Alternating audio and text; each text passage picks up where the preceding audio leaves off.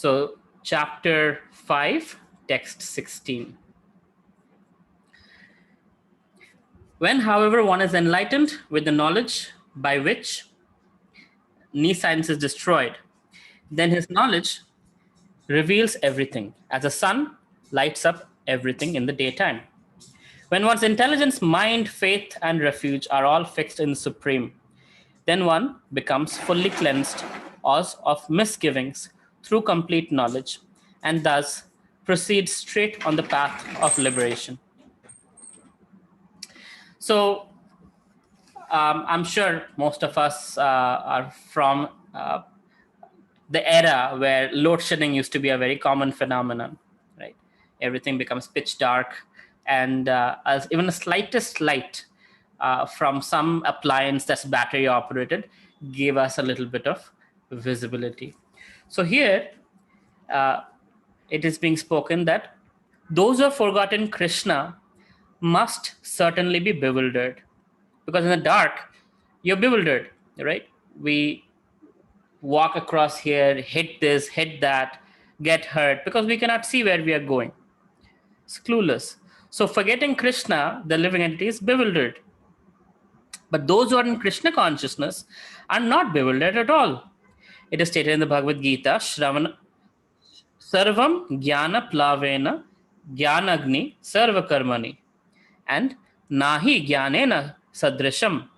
Knowledge is always highly esteemed. And what is knowledge? Perfect knowledge is achieved when one surrenders unto Krishna and is said, as is said in 7th chapter, 19th verse. Bahunam janmanam ante jnanavan mam prapadyate. After passing through many, many births, when one in perfect knowledge surrenders unto Krishna, or one attains Krishna consciousness, then everything is revealed to him as everything is revealed by the sun in the daytime. Even the slightest nuances are visible in the daytime, whereas in the nighttime, in the darkness, it's all kind of a wish-wash. So if you look at philosophies around the world, right, we're very fortunate to be in Krishna consciousness, to have Srila Prabhupada, to have the guiding light of the disciplic succession coming from Lord Brahma all the way to Srila Prabhupada and beyond. Because otherwise, if you look here, any lecture, I have been a seeker of bhakti since the age of 5.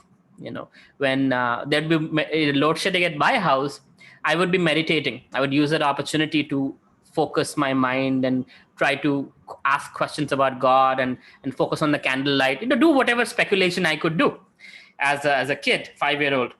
And anytime anybody would talk about God, I would run to them and hear them and try to understand, what they're trying to say, but wouldn't understand.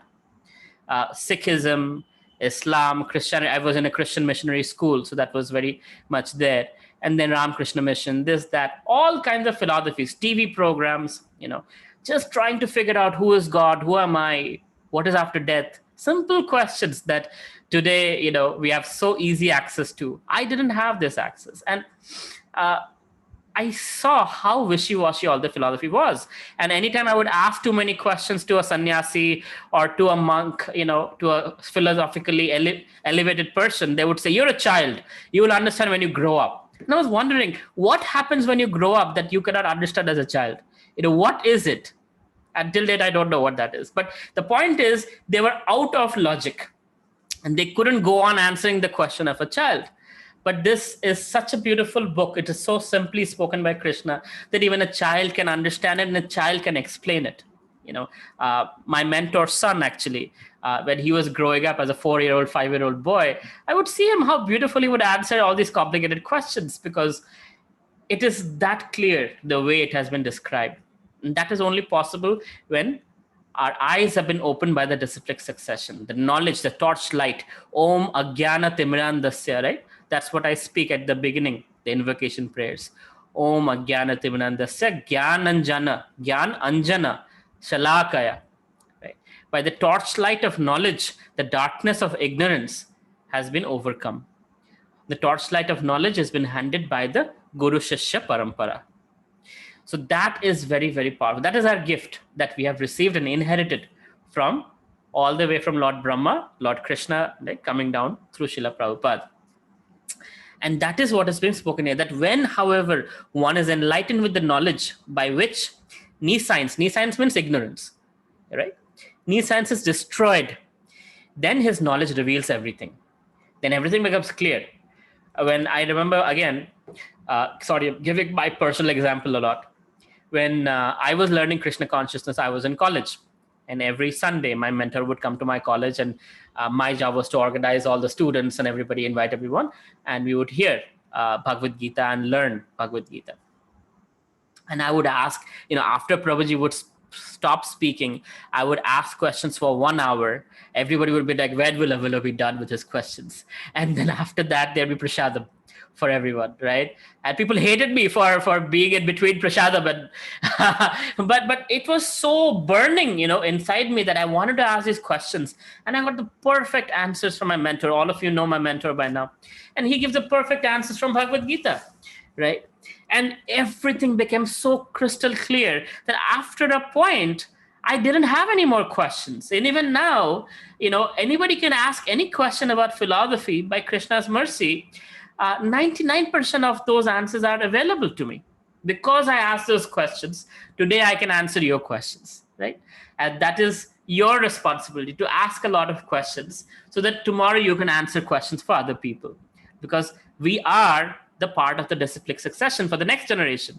We are representing Lord Brahma for the next generation, Narad Muni, Vyasadeva, right? Madhvacharya. We are representing this disciplic succession.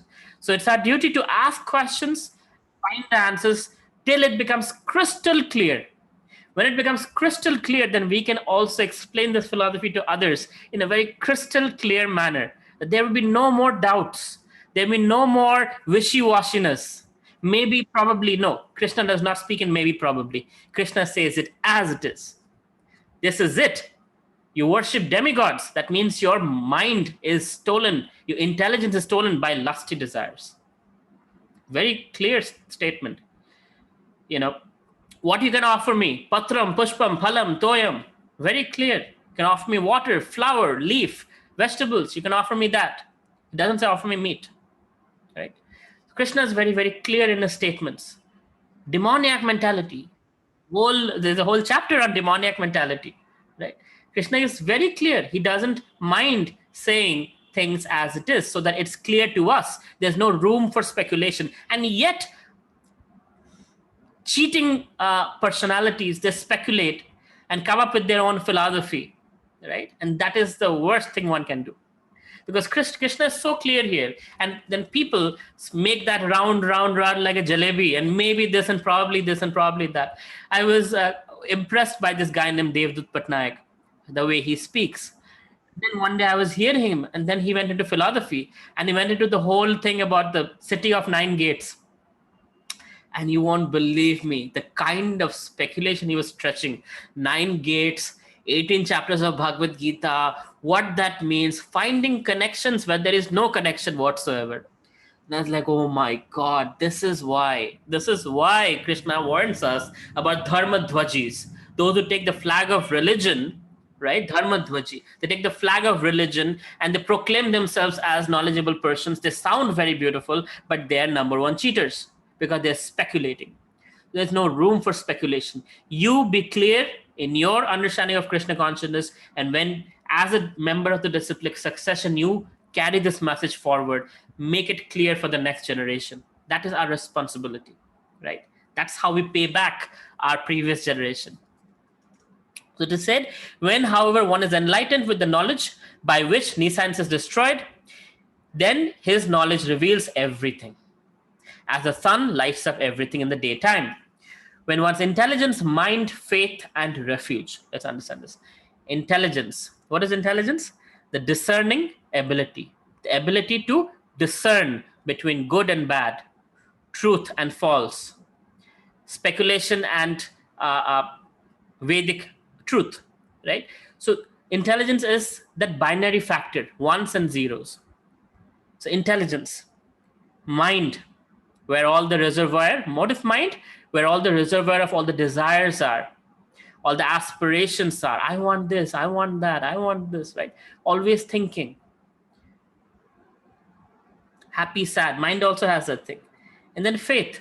Where is our faith? What do we really believe in? What is our value system? Right? And refuge. Who do we depend on? Do we depend on our mind, our intelligence, our bank account, our father, our mother, some politician we know, or do we depend on Krishna? Who's our refuge?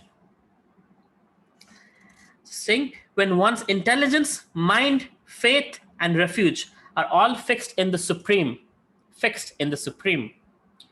then one becomes fully cleansed of misgivings through complete knowledge and thus proceeds straight on the path of liberation.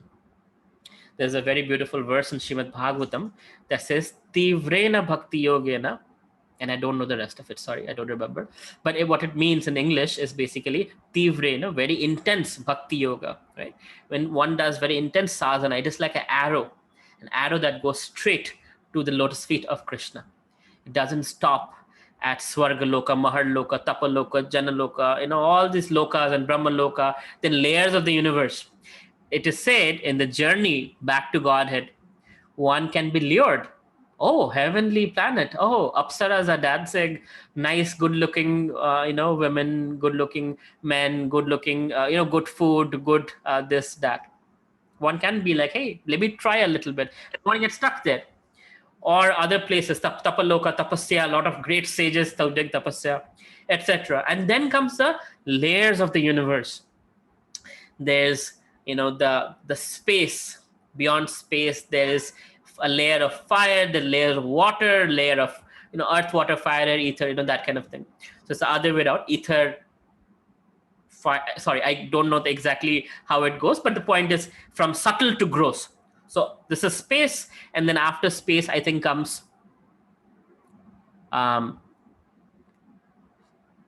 fire, then comes water, and then comes, so like that, there are layers of the universe, and it is it is calculated. If the universe is the size of a marble, right? The layers of the universe is the distance of between Calcutta and Delhi, that is 1,000 kilometers. That's how big the layer of the universe is. So it's really a prison. One, even if it tries to break out of the universe, cannot break out unless one is liberated. So just like Ganga Devi, so I'm digressing a little bit. Ganga Devi comes flowing in. How does that work?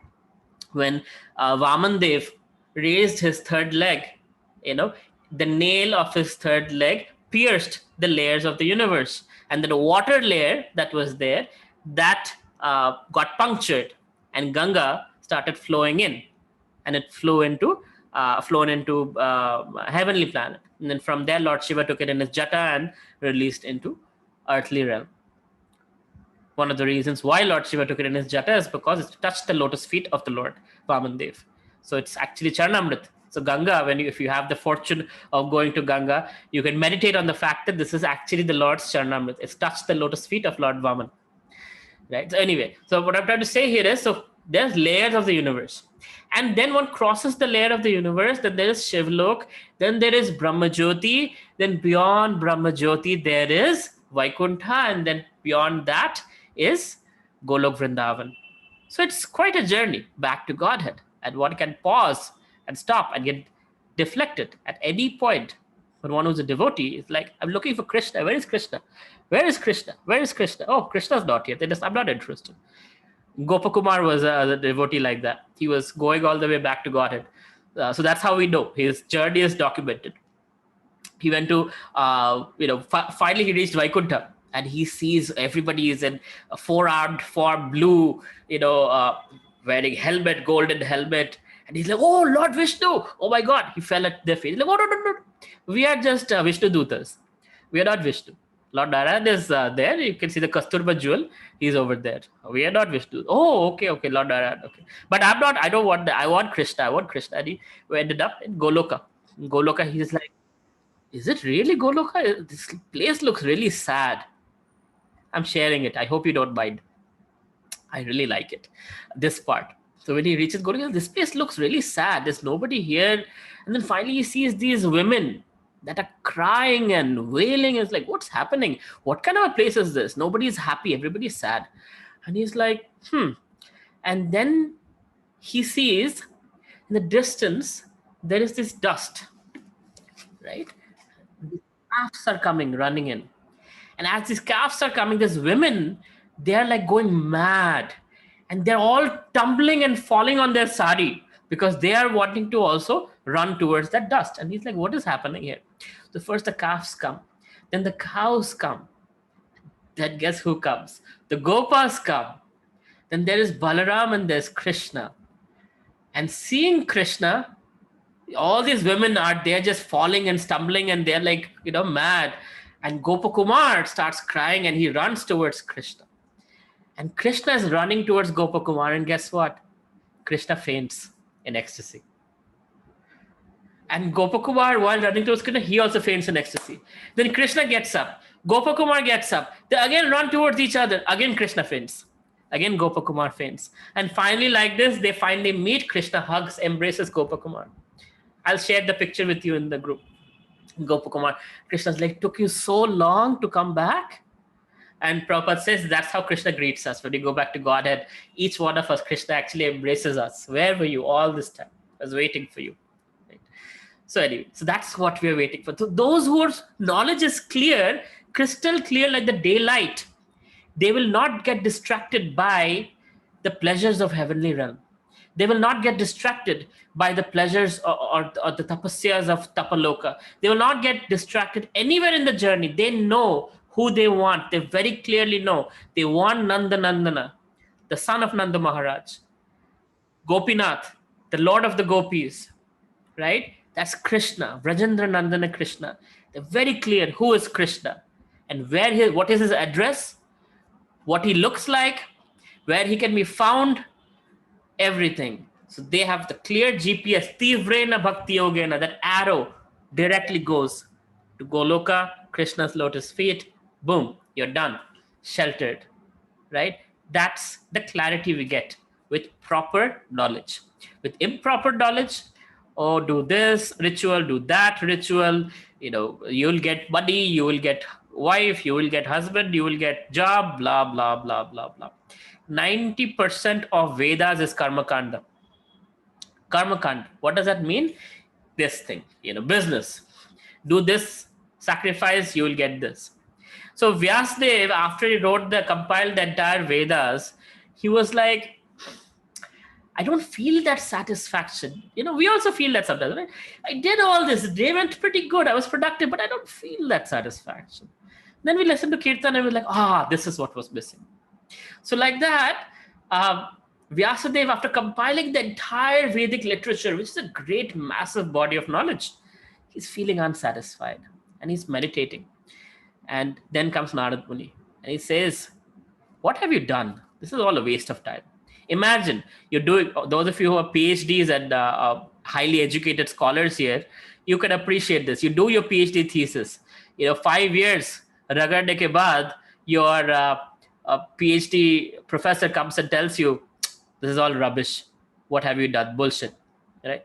So that's how Narad Muni kind of told Vyasadeva, you wasted people's time. They're going to read all this and get completely lost. What have you done? You've not spoken about the Supreme Personality of God and you've not given bhakti, pure bhakti. What have you done? This is all a waste of time. And that's when Vyasadeva says, you know what? Now I'm only going to write unabashed, pure devotional service. And that is the Galitam Phalam. So in Bhagavatam, Srimad Bhagavatam, when it starts, it says that Shukha Mukha. So Galitam, so a tree, if you understand a tree's biggest offering is its ripened fruit. And Bhagavatam is so beautiful and poetic. It says the ripened fruit is even sweeter when it's touched by the beak of a parrot. When a parrot touches it with its beak, it becomes even sweeter. So it says that Vyasadev's maturity, his mature fruit of the Vedic knowledge, the tree of Vedic knowledge, is being presented in the form of Srimad Bhagavatam, where for 18,000 verses, it is unabashed glorification of the Supreme Personality of Godhead, Govinda, Krishna. Right? Very, very clear. No cheating. And it says, Kaitava Dharma. If you want cheating religion, go someplace else. Read some other books. Don't read Bhagavatam. You want truth? You want truth as it is? Read Bhagavatam. Srimad Bhagavatam is unabashed glorification for 18,000 verses. Krishna is very humble. He finished in 700 verses, done. But his devotees start glorifying him. It's 18,000 verses. And it is said that the Bhagavatam in the heavenly planets, there are millions of verses. We are not qualified for that. 18,000 is enough. One lifetime to read the entire Bhagavatam, it's quite a good accomplishment. What to speak of the Bhagavatam that Lord Brahma has access to. Anyway, so back to this verse. So what I was getting at is the clarity of message. When we have the daylight clarity of knowledge, that means when our intelligence, mind, faith, and refuge are all fixed in the Supreme, then one becomes fully cleansed. Fully cleansed of what? Lust, greed, envy, pride, illusion, right? All the tendencies, all the unclean tendencies that we have, they get fully cleansed. Because where are these tendencies lying? They're lying in our mind, intelligence, refuge, and faith. Let's talk about that for a second. Mind is a reservoir of our desires. Now, there might be certain desires that might not be the most cleanest desire. Guess what? That desire is there. So the mind will tell the intelligence, my dear intelligence, make it happen. Somehow or other, make it happen. Make a plan. Please make it happen. Intelligence like, okay, there is some refuge here. Let me see who I can leverage, how I can leverage. Oh, I have money. I can do it with this. Oh, I have intelligence. Oh, I can do it with this. I know somebody who can get me my, whatever that idea is. So from one thing to another, when these things are there, they're all connected and they all work together. So intelligence, mind, faith, and refuge, when they're all fixed in the Supreme, then one becomes fully cleansed of misgivings or misunderstandings, doubts. And through complete knowledge, thus proceeds straight to the path of liberation. Then you don't have any doubt. Will Krishna remember me at the time of death? Is this really the path? Is Bhagavad Gita really it? Or are there some other books I should be reading? Is Vedic knowledge the truth? Or maybe I should do some, other hokey pokey stuff, right? All of that will be gone when the knowledge is clear. And that is why the Bhagavad, that's why Krishna is speaking it. The supreme transcendental truth is Lord Krishna. The whole Bhagavad Gita centers around the declaration that Krishna is the supreme personality of Godhead. That's it. It's simple. Krishna is the supreme personality of God. Who's God? Krishna. Simple. That is the version of the Vedic literature. Paratattva means the supreme reality. Who is understood by knowers of the supreme personality of Godhead is the last word in the absolute. There is nothing more than that. The Lord says, Matta parataram nanyat kinchit astin dhananjaya. Impersonal Brahman is also supported by Krishna. Brahmano hi pratisthaham. Therefore, in all ways, Krishna is the supreme reality. One whose mind, intelligence, faith, and refuge are always in Krishna, or in other words, one who is fully in Krishna consciousness, is undoubtedly washed clean of all misgivings and is in the perfect knowledge in everything concerning transcendence. People would say, oh, Prabhupada is doing brainwashing for all these, young white Americans. Prabhupada said, yes, the brain is so dirty, it has to be washed, right? So, brainwashing, right there. It's cleansed of all those wonderful lust, greed, envy, pride, illusion things, right? Therefore, in all way, Krishna is a supreme reality. One who is fully in Krishna consciousness is undoubtedly washed clean of all misgivings and is in perfect knowledge in everything concerning transcendence. A Krishna conscious person can thoroughly understand that there is duality, simultaneous identity, and individuality in Krishna. And equipped with such transcendental knowledge, one can make steady progress on the path of liberation. Only when we know what the path is, what the benefit of the path is, then we can make progress in that path with confidence.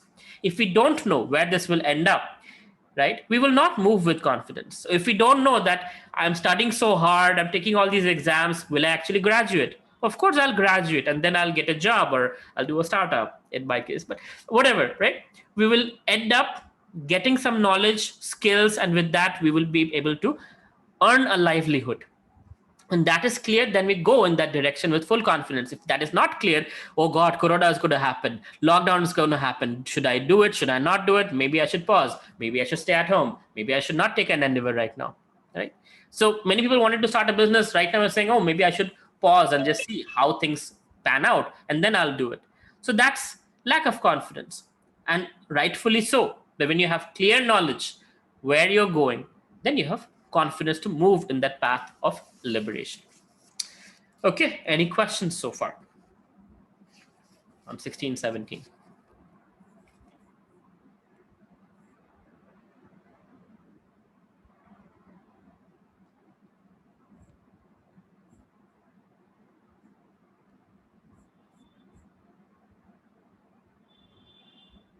Okay, if there are no questions, I'll move on to the next verse.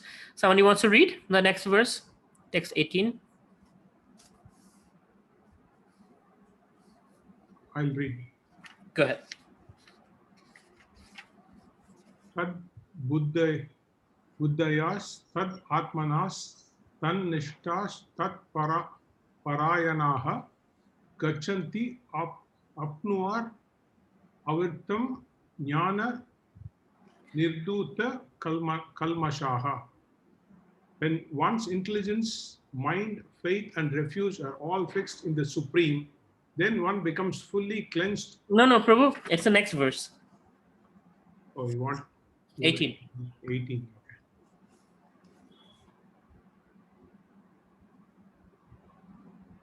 Vidya Vinaya Sampanne. Yeah. Vidya Vinaya Sampanne Brahmane Gavi Hastini Suni Kaiva Sivapake Cha Panditaha Sama Darshanaha.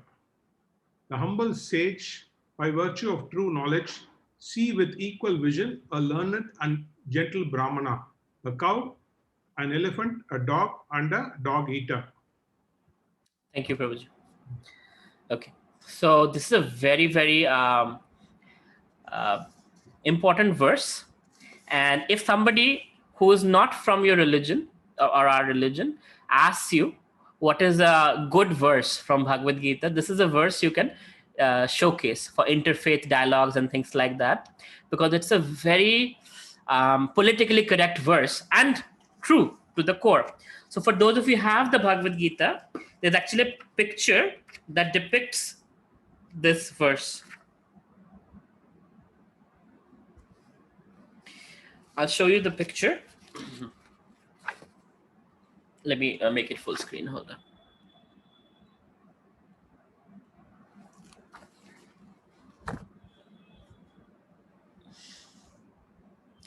If you see the picture, there is Brahmana, Gavi as in cows, Hastini as an elephant.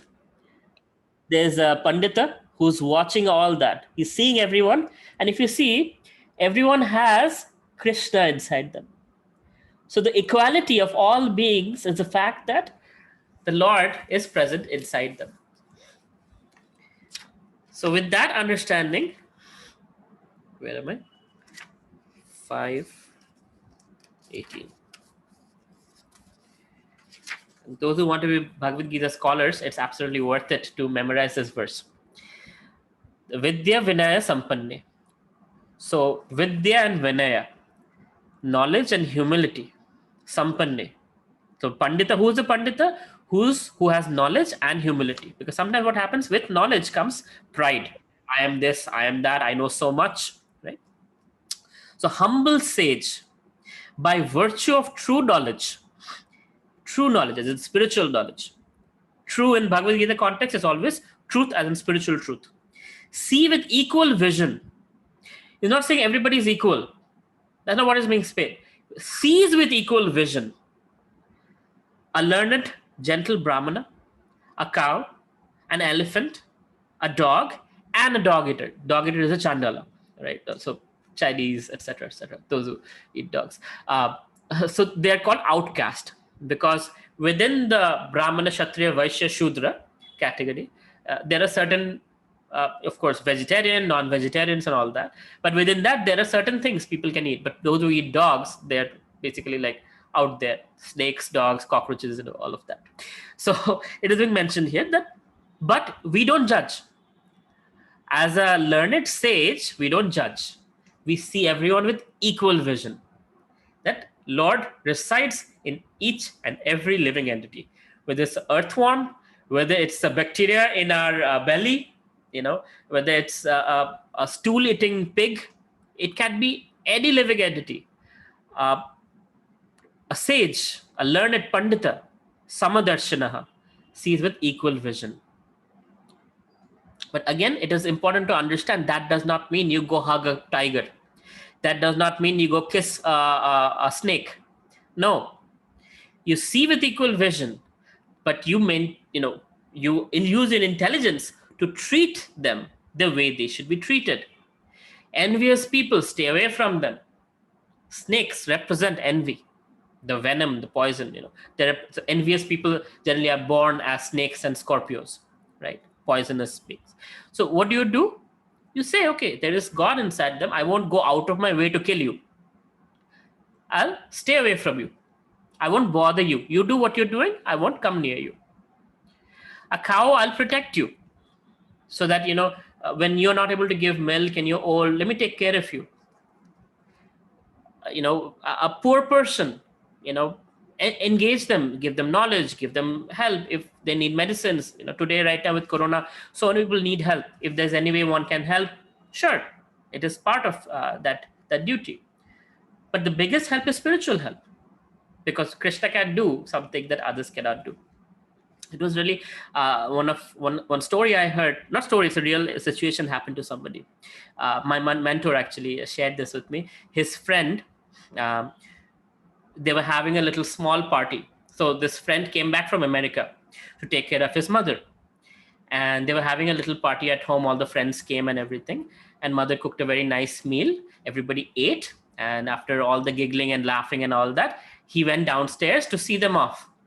He came upstairs, and the lady for him, he came back from America, she was lying dead on the floor. His mother was dead. So even though he thought, I will come back home and take care of my mother, at the last minute, he was not there for his mother. So it goes to show that no matter how much we try, no matter how much money we have, nothing is in our control.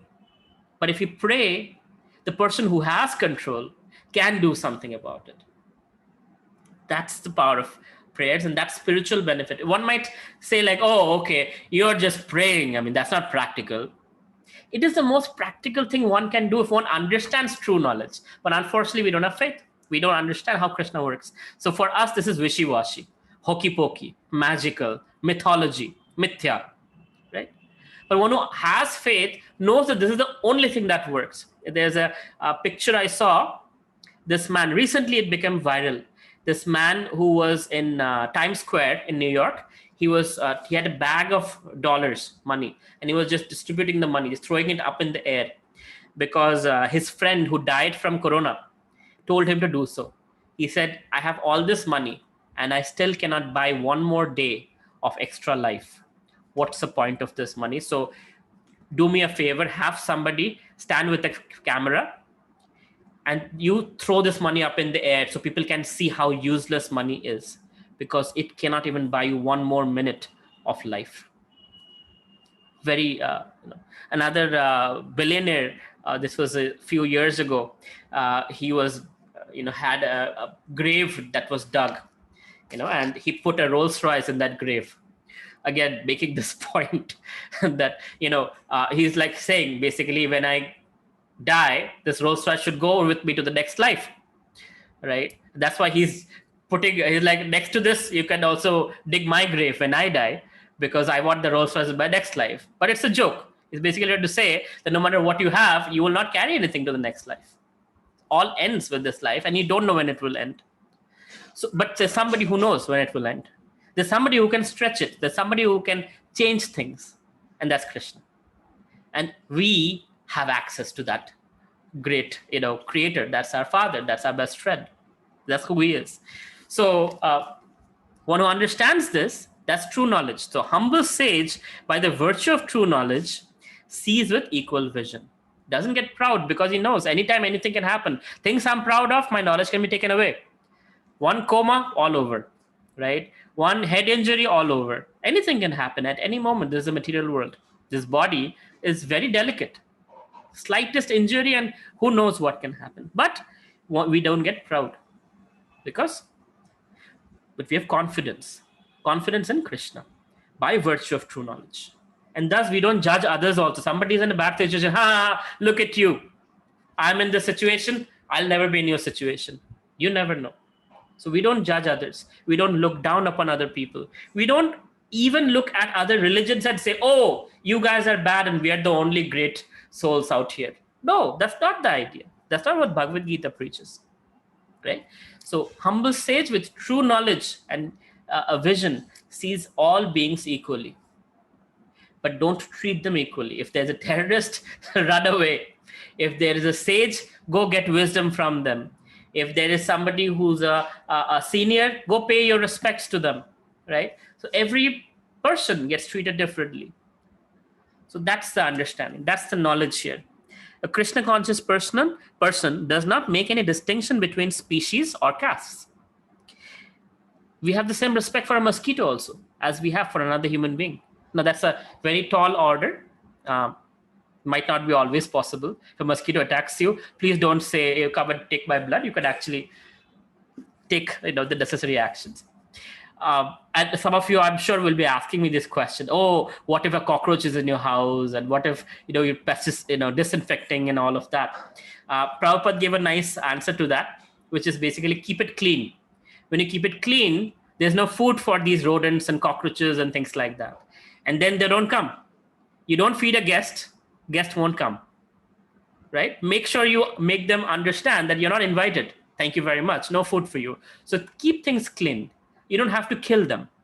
They will find another place which is unclean and go eat there. So we don't kill any living entity, not even a cockroach, not even an ant, as much as possible, right? Because we respect them as another living entity who is just like us, same soul, just like me. I'm in this body, you just happen to be in that body. But I have my respect for you. Again, tall order, but that's what a truly knowledgeable person in Krishna consciousness, a sage, sees. And they don't distinguish. There's a beautiful story of Lord Chaitanya. In Lord Chaitanya's pastimes, there was this person named Shivananda Sen. And Shivananda Sen had a pet dog. It was a cute dog, and everybody was like, what is this dog doing here? We're all devotees, Vaishnavas, chanting Hare Krishna. And Lord Chaitanya, somehow he took some prasadam, bread or something, and he was feeding the dog. And he said, chant Hare Krishna, chant Hare Krishna. And this dog started chanting Hare Krishna. But Lord Chaitanya is Krishna himself. But this dog started chanting Hare Krishna. And then as Lord Chaitanya would go in the Harinam Sankirtan, the dog would follow. And eventually nobody could find the dog. And so I think Lord Chaitanya only said he's got back to Godhead, or something like that. But the point is, even there's no distinction between animals. Speciesism is also not there.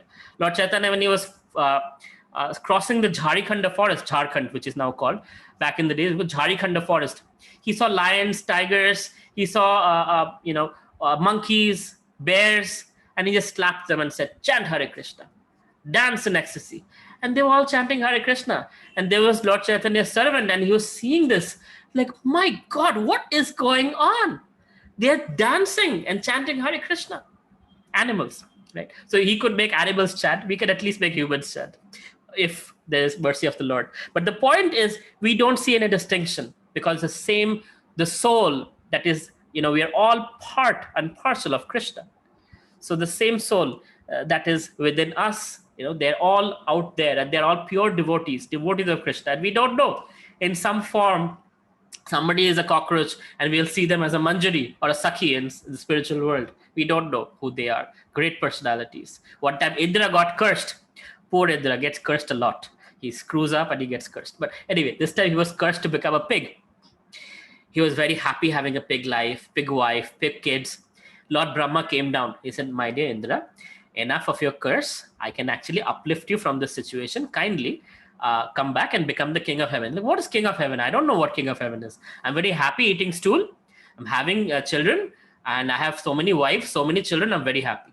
Pig life is excellent. They say ignorance is bliss. Lord Indra was in that situation. Ignorance is bliss. Lord Brahma was like, okay, this is not good. Heaven is without a king, and this guy is like totally out of his mind.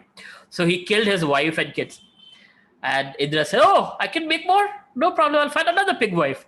So that is the attachment that we have with this bodily identification, right? We're in a certain situation. It's not a good situation, yet we're attached to that situation. But there is somebody else who can see ourselves. We are struggling and be like, oh my God, this guy is completely in Maya. Let me help this person out. Let me give them some prasadam. Let me give them a book. Let me give them the holy name. And let me slowly bring them up. That is the duty of the disciplic succession. So as we progress in our spiritual journey, and someday, all of us will become gurus in some capacity. Guru in the sense that helping somebody, introducing Krishna consciousness to someone.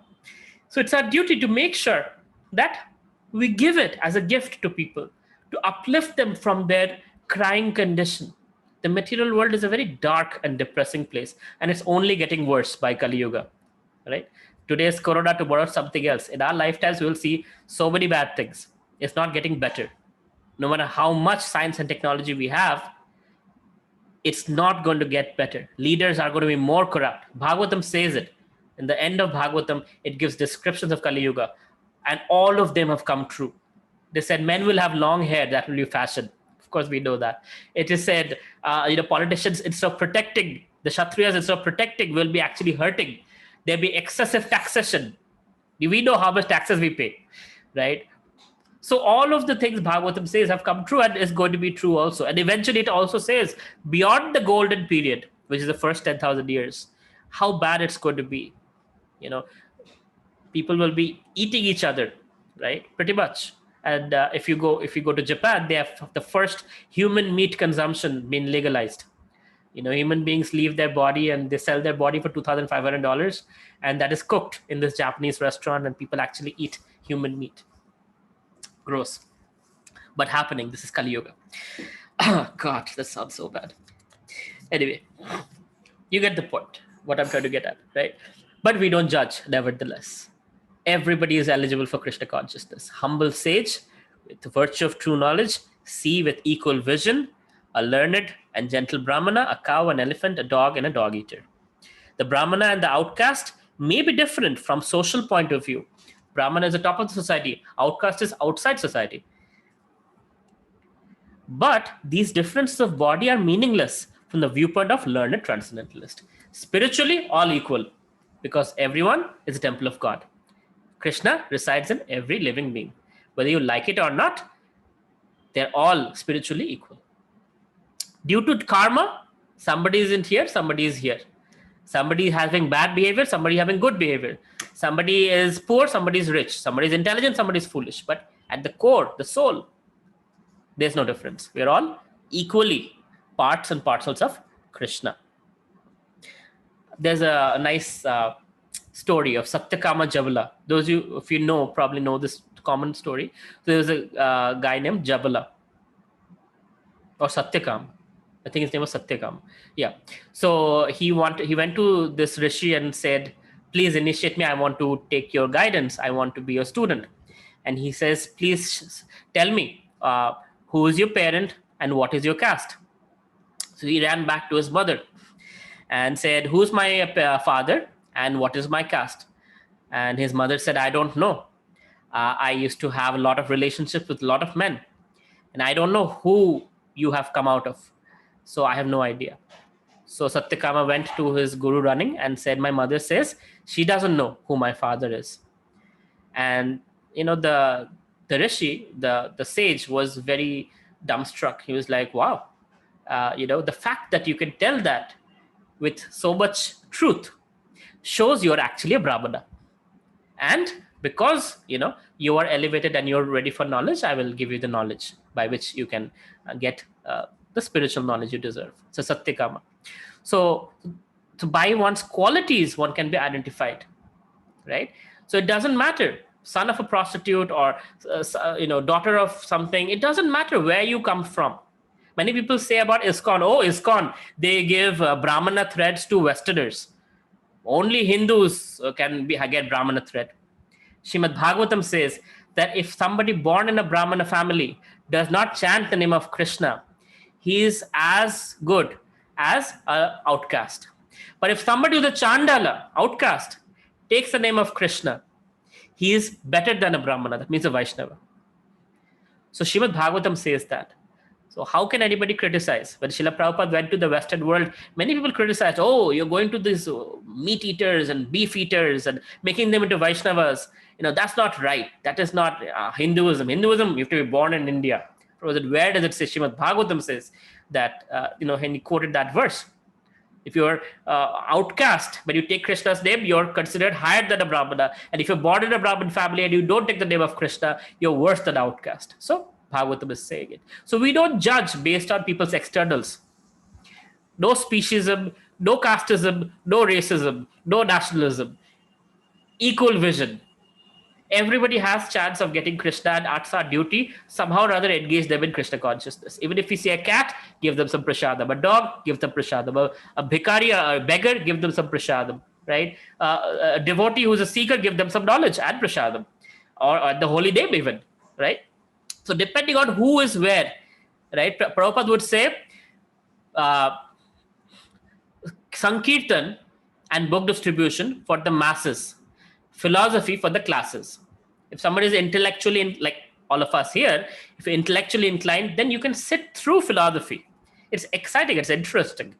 But if that's not your thing, then hey, eat prasadam, chant Hare Krishna, you'll get benefited to whatever degree. It's temporary in the sense that you're not going to get the highest results, but at least it's a start of one's devotional journey. So when we do Rath Yatra, people see Jagannath, and that's it. It is the scripture says those who see Jagannath are bound to get liberation. This life or 100 lifetimes later, but they will get liberation. So at least that path has opened up for them. Right. So in every country in the world, ISKCON is doing Rath Yatra. Lord Jagannath, Baladev, Subhadra, Maharani, they're going in the chariot, and thousands of people are seeing it. It's all over the news, and Lord's mercy and prasadam is being distributed constantly. Lakhs and lakhs of little, whatever we can afford, whichever temple can afford, they give out prasadam and books, and mercy is distributed. So at least a seed of bhakti is planted in the heart, because once it gets in there, that's it. It will fructify this life or next life. It will fructify, and eventually that person will get to see Krishna face to face. Okay, I have done. Any questions?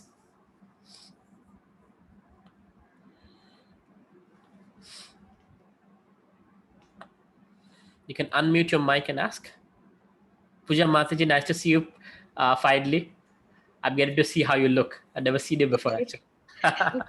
I have no question, but I would like to appreciate, all your sessions are so self-explanatory. All the answers, they come automatically, So my gratitude to you and the entire group where we discuss, we come with every morning, we have so beautiful glimpse of Lord Krishna. So thank you so much. Thank you so much. And thanks to all of you for making such a vibrant group. There's so much sharing and realizations. It's really wonderful. Okay. If there are no more questions, I will take your leave. Thank you very much. I had a question. Yes. If there is time, that is. Yeah, go ahead. Okay. So I was seeing this video about the biggest Vedic temple, which is being constructed in Mayapur. Yeah. So they were talking about Jay and Ajay. Jay and Vijay. Sorry, I'm sorry. Jay and Vijay. So can you tell who they are actually? I have no idea. Yeah, sure. Jay and Vijay are the door guards of Vaikuntha. So they are Lord's devotee, and they're security guards. They make sure whoever comes in are qualified to enter Vaikuntha Dham. Now, every Vishnu temple, you will see Jaya and Vijay at the door as a result. Now, what happened was Lord Brahma's 4 sons, the Chatush Kumars, they are, if you have seen them, they're 4 kids. They never grow up. They're always children because they choose not to be an adult and be in the whole sex desire and all of that. So they are Bal Brahmacharis.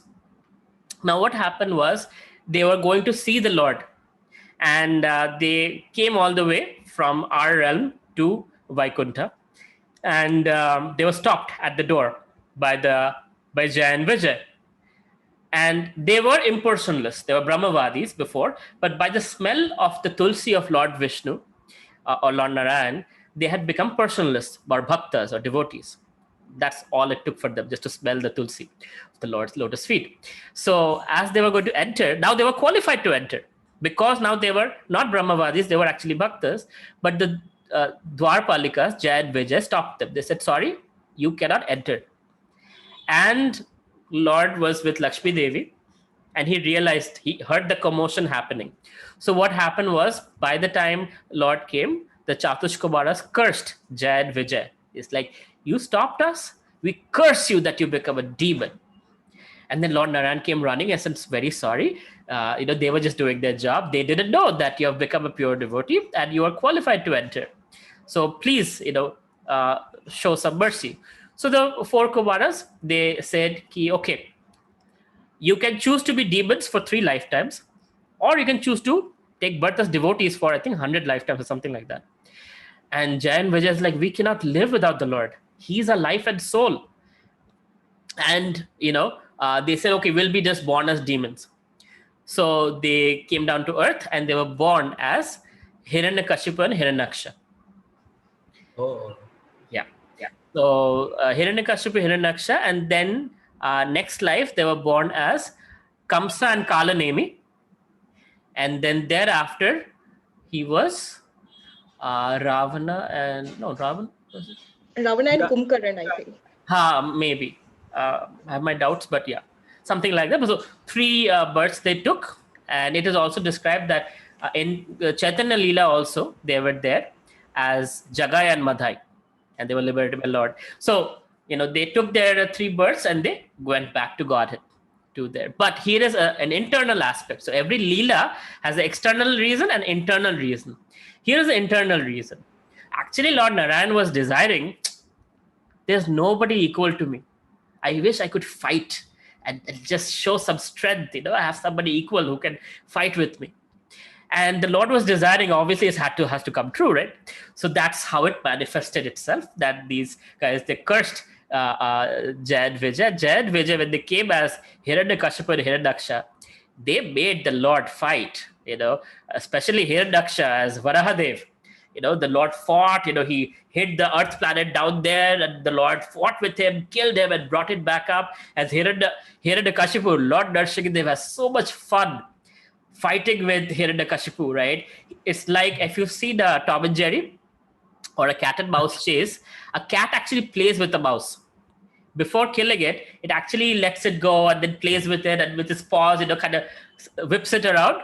So Nrsimhadev was doing that with Hiranyakashipu, and Hiranyakashipu was so powerful that Lord Brahma was scared of him. Suryadev would be like, Hiranyakashipu raised his eyebrow, I should cool down a little bit. They were all scared of Hiranyakashipu. He was so powerful, and Nrsimhadev was just playing with him. It says Tanu Bhringam, like a cat or a lion plays with what's a Bhringam? It's like an insect, So almost the Lord was playing with Hiranyakashipu like an insect. So that was for Lord's enjoyment. So there are 2 things. One is they got cursed for not recognizing devotees, but the internal reason is the Lord wanted to have fun, and they came 3 times and challenged the Lord in 3 different ways, and the Lord felt, show some muscles, and that's called Virya Bhav, right? So that's also a pleasure point. Like the Lord's Krishna's relationship with Bhishma Dev is like that. When Bhishma Dev is throwing arrows at Krishna, although Krishna is bleeding, he feels like these are flower petals, because that's his relationship with Bhishma, is Virya Bhav. They're fighting relationship. They love each other, but fighting is the way. Sometimes best friends also fight, right? So, the relationship is such as argument, debate, but there's tremendous love with each other. So that's also a way the Lord experiences happiness. So anyway, just wanted to share that. You asked a short question. I gave a lot more than was necessary. No problem, Prabhu. It was interesting. Thank you. Hare Krishna. Ashna Mataji is asking, I don't have Srimad Bhagavatam. Where can I read the characteristics of Kali Yuga? Again, on Veda based, you can go to Srimad Bhagavatam. If I can remember correctly, 11th canto, the details of Kali Yuga are given. I think Mahabharata is full of negotiation. Mahabharata has quite a bit of everything, from extramarital affairs to negotiation to test tube baby to you name it. Mahabharata has it. Atom bombs, right? Brahmastra. Mahabharata has pretty much everything. All right. Thank you very much. Srila Prabhupada ki jai. Srimad Bhagavad Gita ki jai. Hare Krishna, everyone. Hare Krishna. Hare Krishna. Hare Krishna.